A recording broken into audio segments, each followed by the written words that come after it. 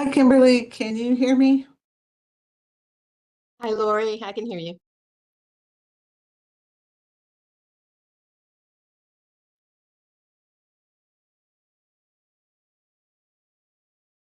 Can you hear me?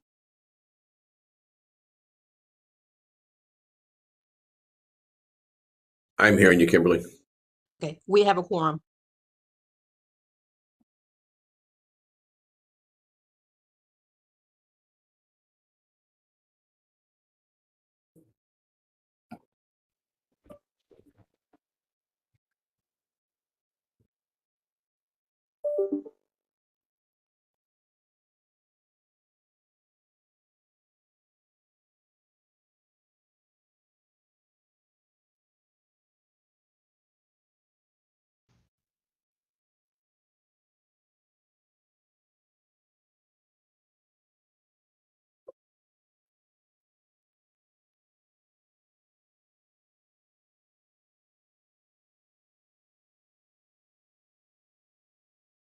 Lori, it looks like you're unmuted, but we can't hear Hello? you.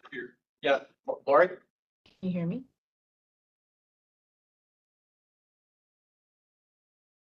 Heard someone there for a second. Was that you, Lori?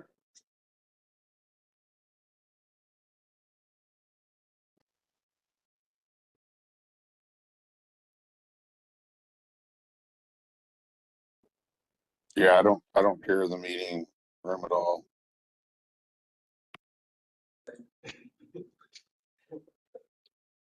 Yeah, this is CAMPO staff. We're just waiting for Lori to kick off the meeting. Looks like she's unmuted.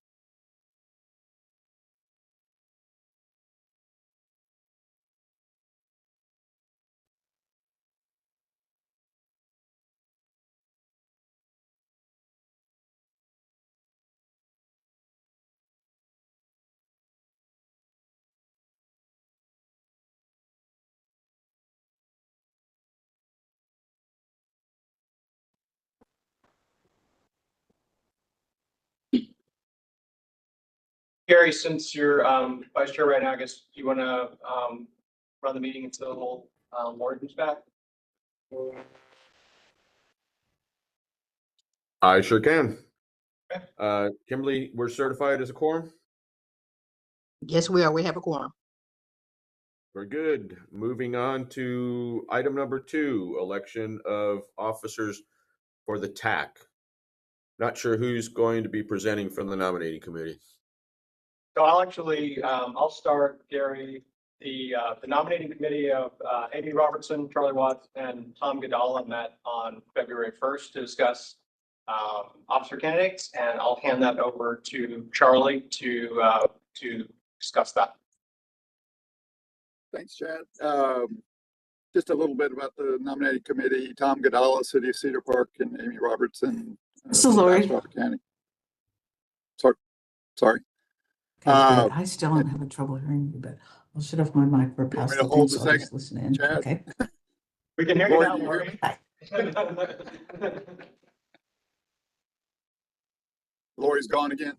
I'll just continue. So the committee wanted to express, our thanks to Lori for years of service on the chair, and after many attempts to twist her arm to continue in her role, we failed. So the committee did discuss 2 very qualified candidates to lead the TAC. So for chair, we recommend Gary Hutter, City of Round Rock, for chair. And then for vice chair, Emily Barone, City of Pflugerville, for vice chair. And the committee will take any questions if the TAC has any questions.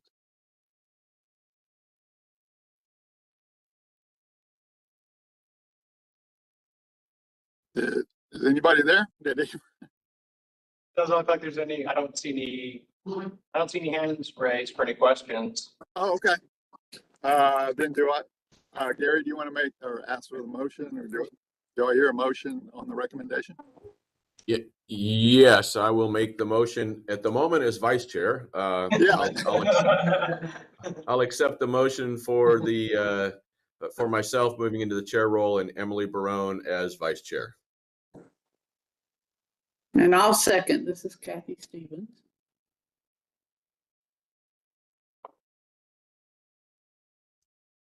So we have, How about we said you made the motion? Didn't change it. He did, and Kathy second. Okay. yep. All right. All those in favor? Aye. Aye. All right. Aye. Aye. Probably Aye. much easier to do this on the opposed. Are there any opposed? Motion carries. I as well would like to extend my gratitude to Lori for 2 years of service as the chair. She's done a great job, and I look forward to trying to fill those shoes. Thanks to the nominating committee as well. All right, we'll move on to item number 3, Chad, for the meeting summary from January 22nd. If there are any questions about the meeting summary?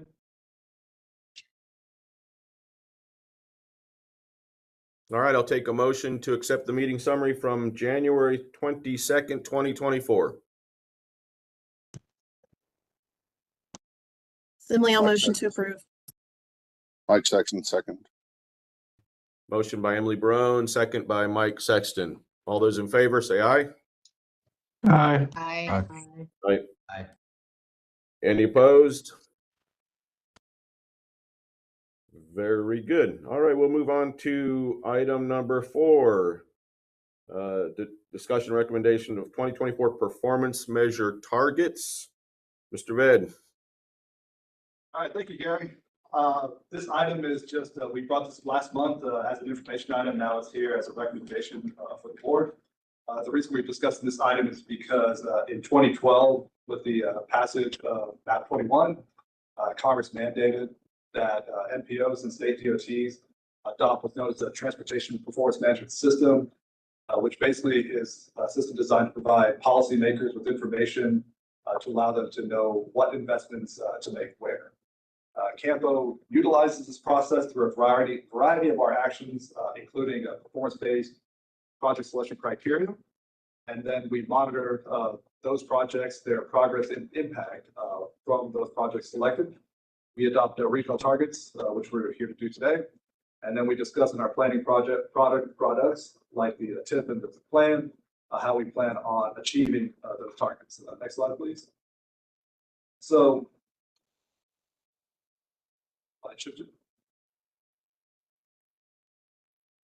think there's a lag. there's a lag. Oh, there it goes. On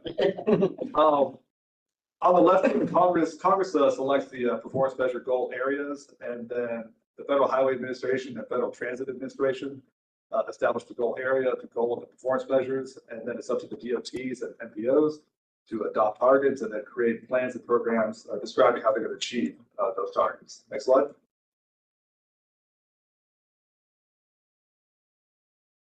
So does it change with that? Yes, the significant thing. Okay, sorry, there's a lag in the slide, so my apologies if it sounds choppy.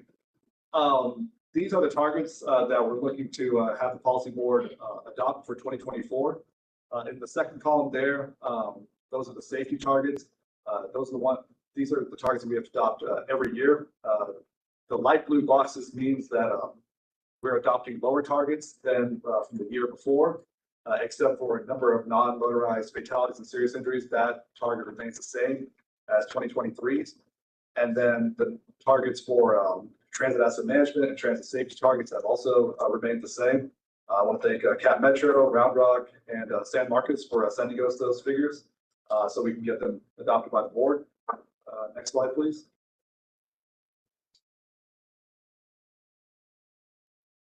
And the next slide, when it shows up, will just say that, you know, safety, adopting these targets is not the only thing that we do when it comes to safety in CAMPO.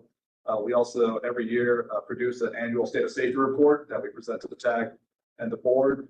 We also have our CRIS dashboard and the PM dashboard, which, you know, gives the public and policymakers a wide range of visibility into the state of safety in our region, where crashes happen, why they happen, how the system is performing on a year-over-year basis. And of course, we're also kicking off our safety action plans with the 5 counties outside of Travis and in coordination with Travis County as well. And the final slide will be a recommendation slide where staff will request a technical advisory committee to make a recommendation to the policy board to adopt the 2024 performance measure report and targets. That's my presentation. Look forward to any questions. Thank you. Very good. Thank you, Nirav. All right. Do we have any questions for Nirav on this report? Wow. Nice job. Seeing none, I'll take a motion to move it to the policy board.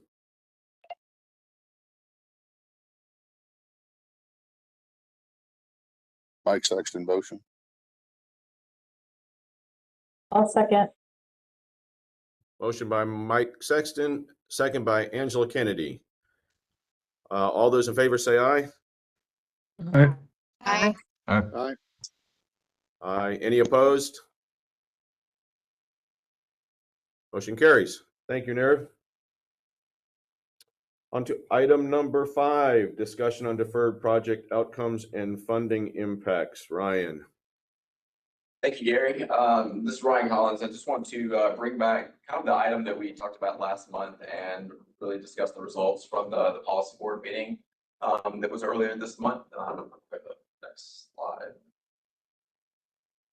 So I've updated in your type packet was the updated project assessment and recommendation report with it's got a new section in there that has the approved scenario from February 12th, 2024.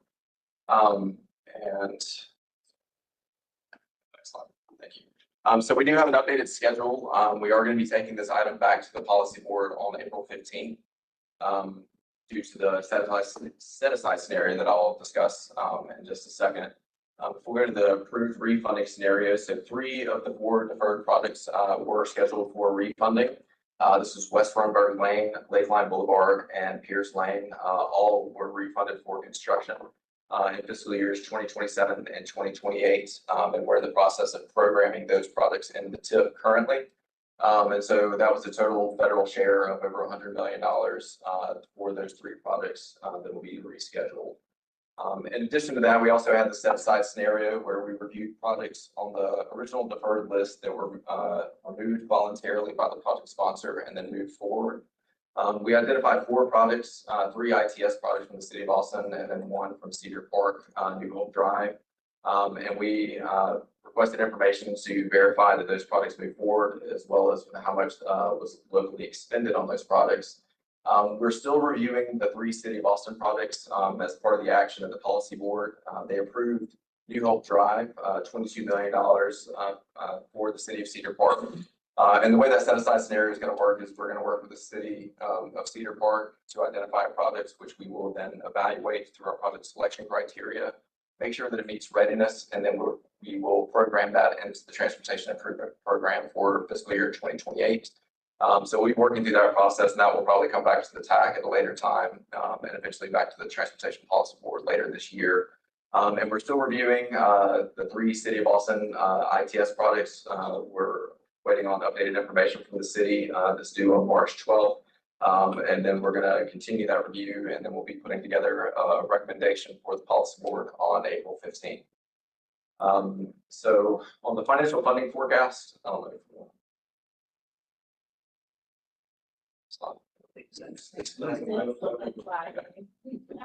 Sorry.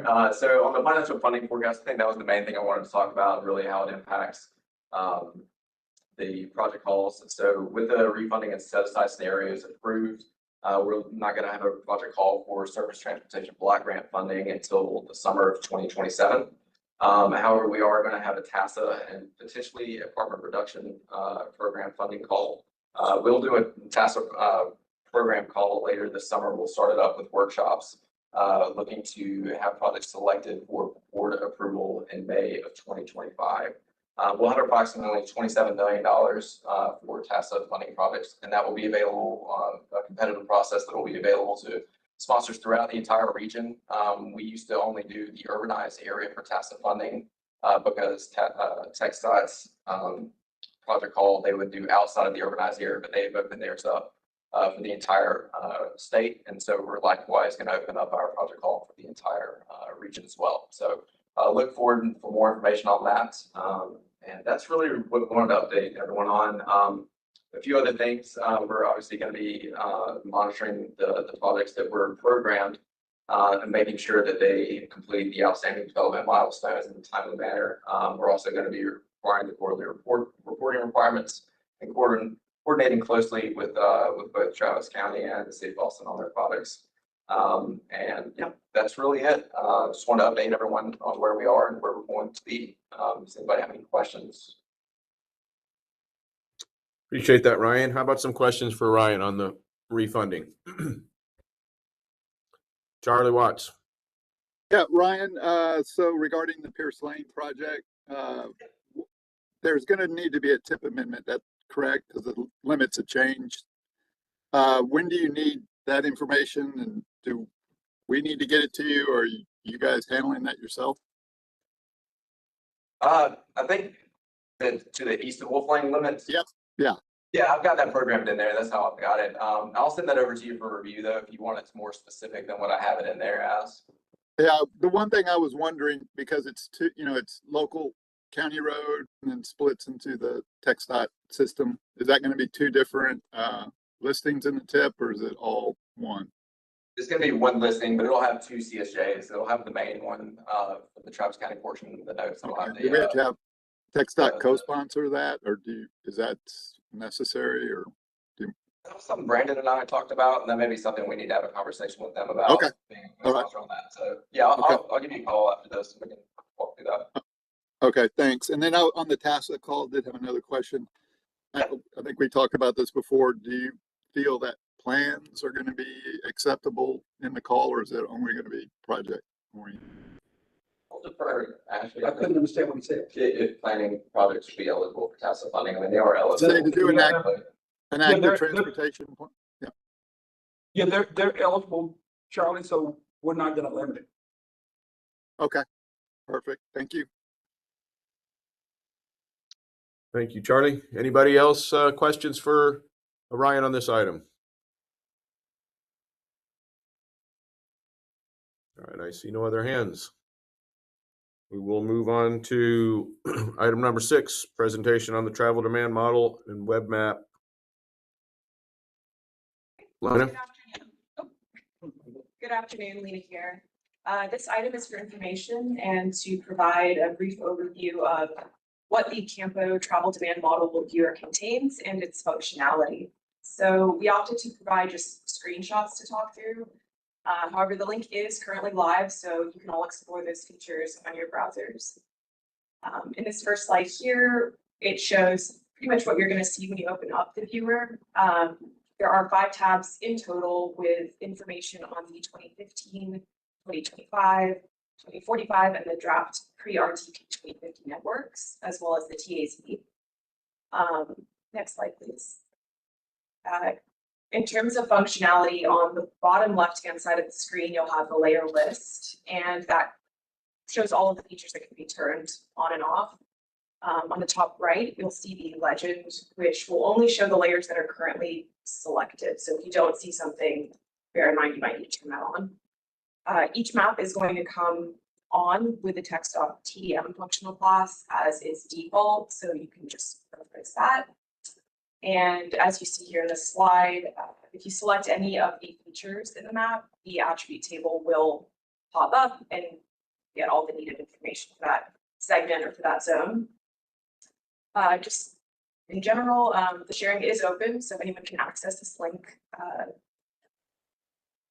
check out the maps. And as a final note, it was made in response to our most frequent requests, so it can be developed over time if needed, and if the nature of those requests change.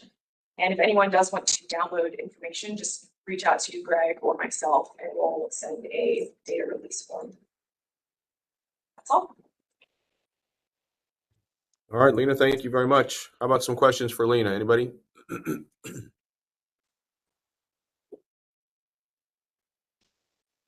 And this is too easy today. Even for me, I have to say this is too easy today. All right, let's move on to item number 7, update on the 2050 Regional Transportation Plan. Mr. Liska. Good afternoon. My name is Will Liska. I'm the Regional Planning Manager for CAMPO. This presentation just serves as an introduction to the development process for CAMPO's 2050 transportation plan, or next Regional Transportation Plan. I will be the project manager for this effort, so you'll be hearing a lot from my staff and me over the coming year, as we will need to have this plan to our board for adoption by May of 2025. I want to spend a lot of this presentation really just talking about the schedule for the 2050 RTP and how we're going to approach it in small chunks for digestion by the TAC. But before I get into kind of the schedule and some of our upfront tasks, I want to first go through a little bit of CAMPO's planning process. You see the roadmap in front of you. Really, it starts. It's kind of a bottom-up effort where local governments work with CAMPO to develop plans. Local governments develop plans on their own. All that information feeds into the regional long-range plan. That in that process, local governments also participate in the development of the 2050, or will participate in the development of the 2050 plan. I want to note that our current RTP, the 2045 RTP, was adopted in May of 2020. And like I said, we'll need to have the 2050 plan adopted by May of 2025. So from that plan, that kind of feeds into the project selection process for the Transportation Improvement Program. That was last adopted in May of 2022. And following up for the TIP process, and so local agencies securing funding, that's when the implementation happens. Local agencies design and construct projects. Moving on, I'm going to talk about some of the overall requirements of a long-range plan, a regional transportation plan. Once the slide advances, you'll see a list of things, but I'll get started just talking about it. So one of the requirements is that you plan for at least a 20-year horizon. That includes forecasting transportation demand and demographics. It requires an inventory of existing and planned modal systems, a prioritized list of regionally significant transportation projects and programs, performance measurement and reporting through the federal reporting standards that Nir was discussing earlier for MAP 21. Fiscal constraint is an important aspect of MPO long-range plans, particularly forecasting the overall revenue expected for a region over the period of the plan. And it also must be adopted every 5 years for agencies in attainment. So, like I said, this needs to be adopted by May of 2025. So, you know, the timeline here is critical. I'll get into the timeline in just a second, but first I'm going to talk a little bit about some of the CAMPO planning process that will inform the RTP. I'm not going to go through all of these in complete detail. They're here for you to see, but just want to touch on some of the efforts that we've completed since the 2045 RTP and some of the efforts that are ongoing. So some highlights include the Regional Traffic Safety Plan. This is the effort that was developed for us by TTI. I believe Nir has presented to the TAC, presented late last year.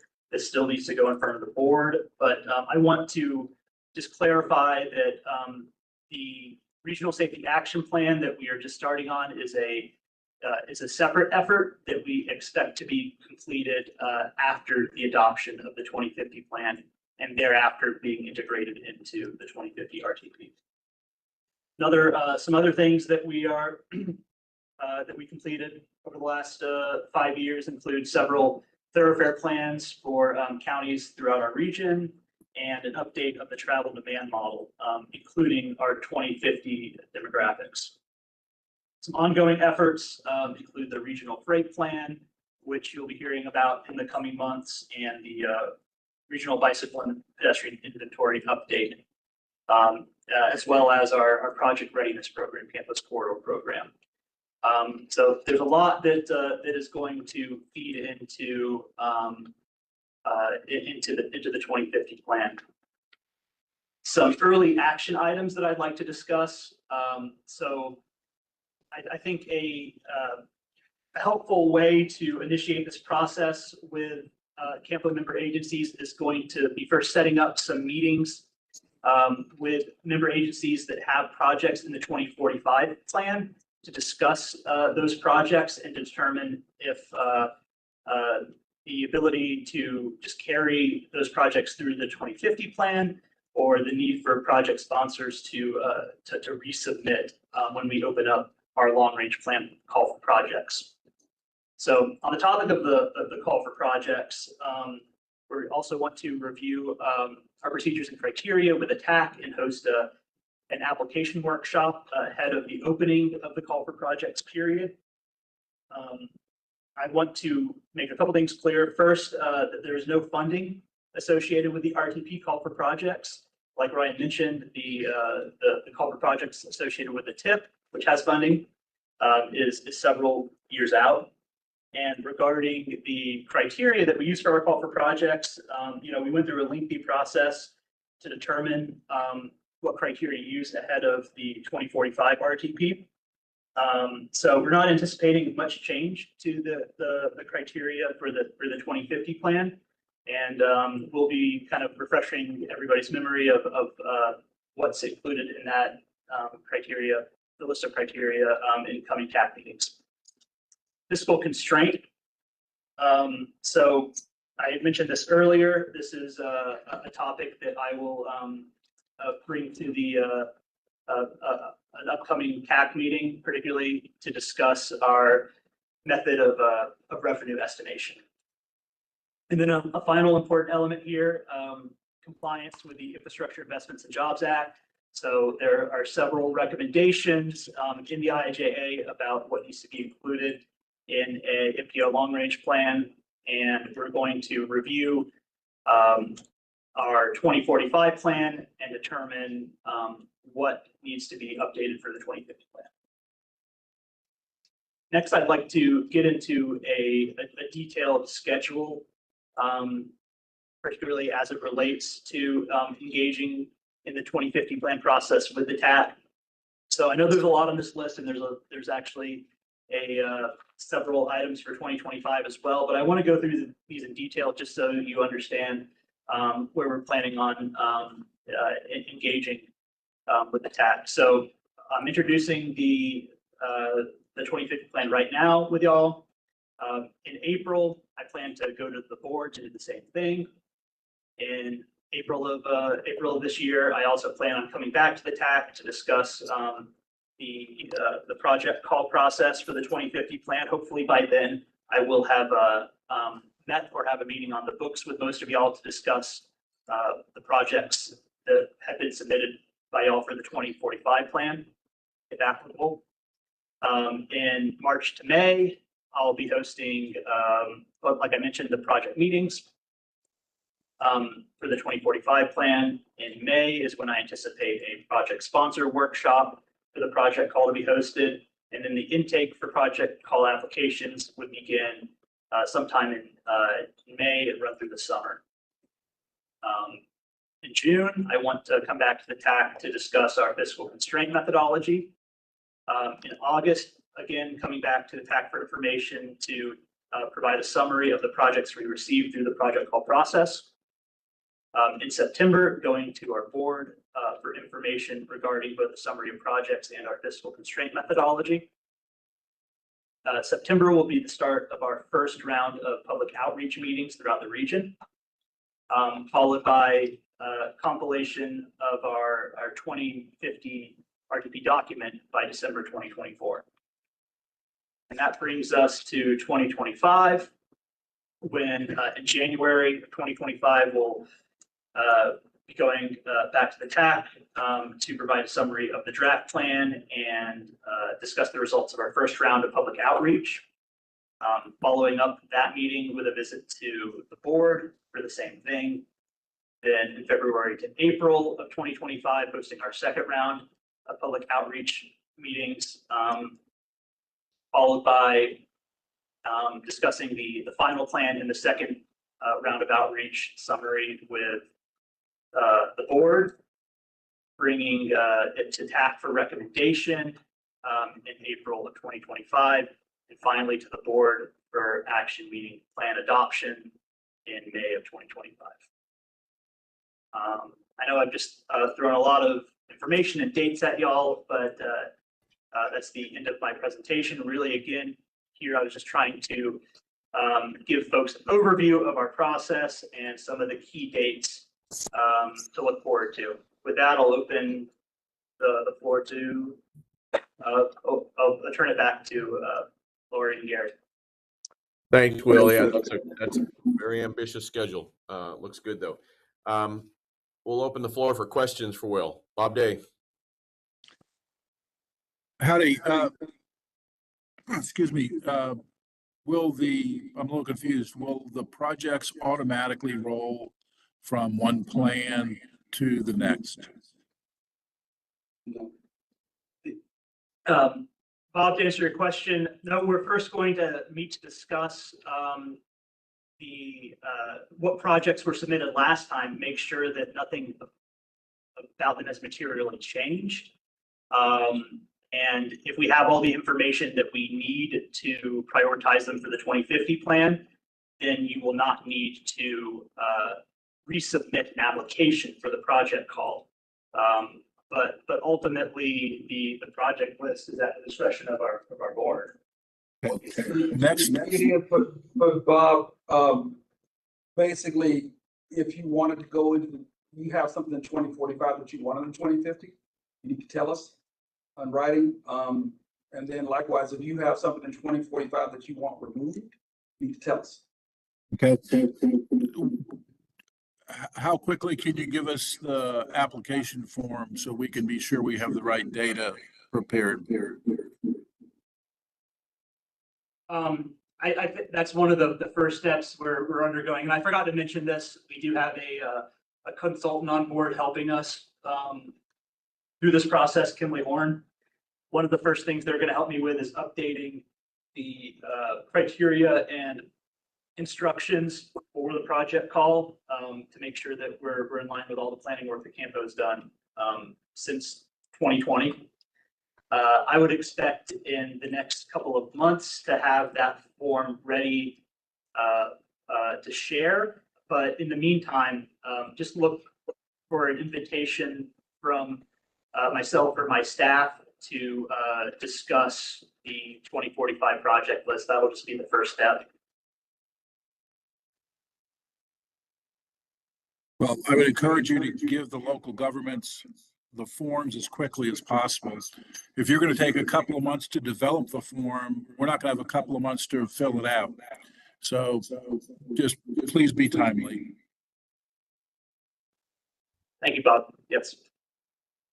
All right, thanks, Bob. Next, I saw Tom Goodall's hand. Thank you, Gary. Appreciate it. Question, are you still intending to have a constrained list and an illustrative list? Tom, the answer is yes, because we naturally have to have an element of fiscal constraint in our document. So not all of it might be that not all the projects that we receive fall within that fiscally constrained threshold. So we'd like to still have an opportunity for those projects to be included in the plan. Those would fall on the illustrative list. Thank you. All right, thanks, Tom. Next, I saw Charlie Watts. Yeah, Will, you had a discussion on there that there was a call for projects, and then also you have a prioritized list of regionally significant projects. Is that Are you using the scoring from the project list to develop your regionally significant list, or is there a different criteria for regionally significant? Charlie, the criteria for regional significance will carry through from our 2045 plan. Okay, so there's no limitation on the type of projects that are in the plan. So there will be regionally significant projects and just projects that are not identified as regionally significant, right? I mean, not everything in the 2050 plan is going to be regionally significant, right? If a local jurisdiction, puts in a project, may not meet the criteria for regionally significant, it's still going to get scored, right? So, Charlie, Yep. So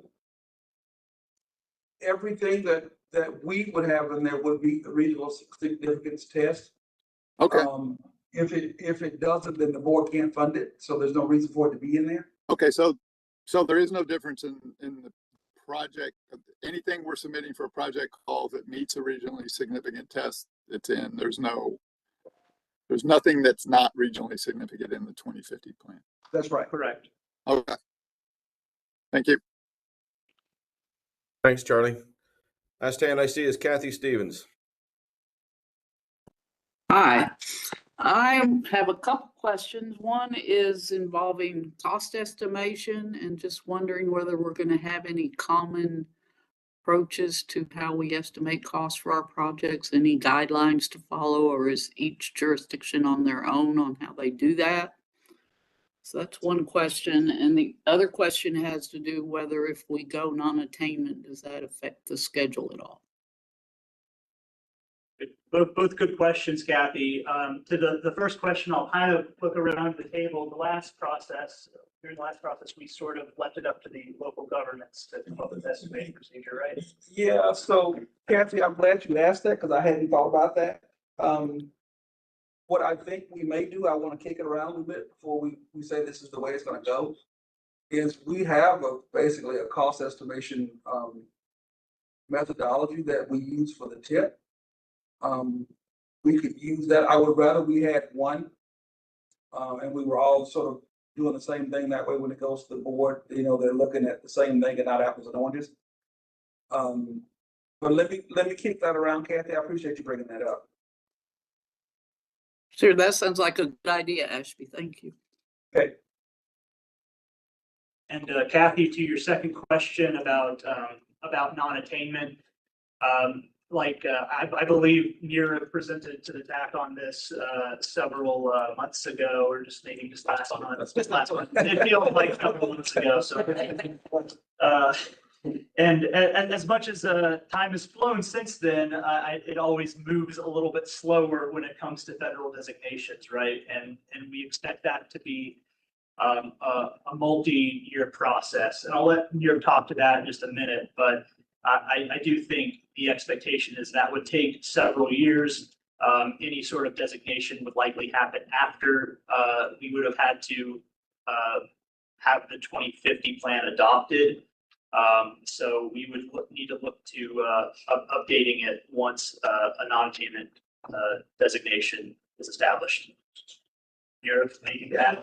No, I will just say that at the April Policy Board, TCDQ has agreed to come and speak on the exact details of how non-attainment works for both PM 2.5 and ozone. So they have told me that presentation will take about 30 minutes of time. So I really highly encourage y'all to attend or listen in when we have that item at the April Policy Board meeting. So Kathy, another piece on that question.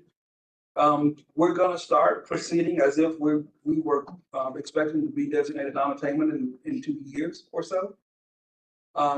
So we're going to start trying to set up meetings with both TxDOT and what's the T stand for? Texas? Thanks. With Texas Working Group, TWG, and then also TCQ. So we're just going to start having those meetings and have them talk us through potential timelines, but also steps that we may need to do if we go non-attainment so that we're ready. I'm still hopeful, Kathy, that we can dodge the bullet. I think there's things Me that we too. can do between now and you know, 2.5 years that could get us back down to where we need to be on PM 2.5.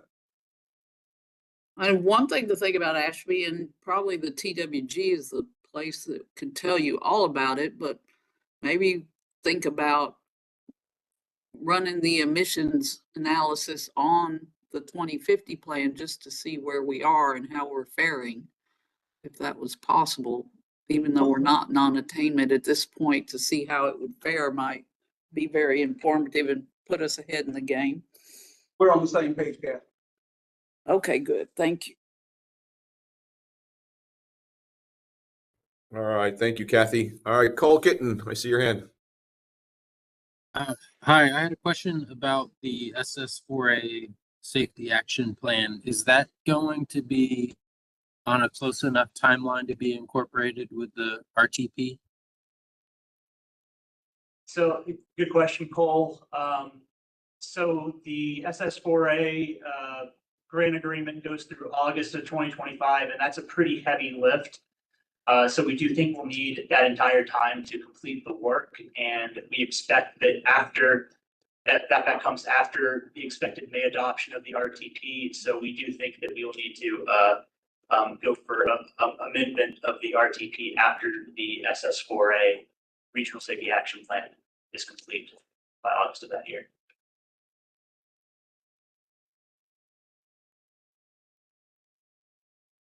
All right, thanks, Cole. I have a question for you. Can you guys send out this the schedule that you've put forth here just to the TAC so that we've got general ideas of? It's a pretty ambitious calendar. Absolutely. Any other questions on this item? All right, we'll move on to item number 8, report on transportation planning activities.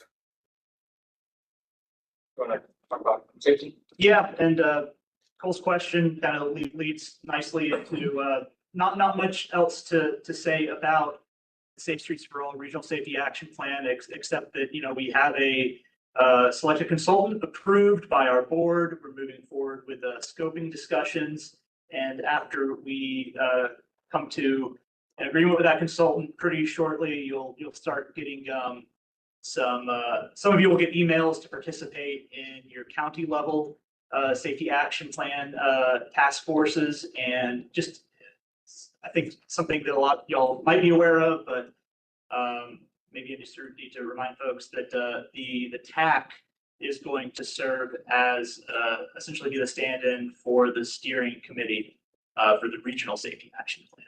So you'll be hearing a lot about that in the future too. That's it for me. All right, great, thank you. That's all for activities. Thank you. Moving on to item 9, chair announcements. So the March 11th policy board meeting has been canceled. The next TAC meeting as of today is scheduled for March 25th. So watch that on your calendars. And the next policy board meeting is as of now scheduled for April 15th. Before we adjourn, any other questions or comments? Seeing none, again, I would like to thank the nominating committee for their work, and Lori Moyer for her service to the TAC. She's been great. And with that, we stand adjourned. Ditto.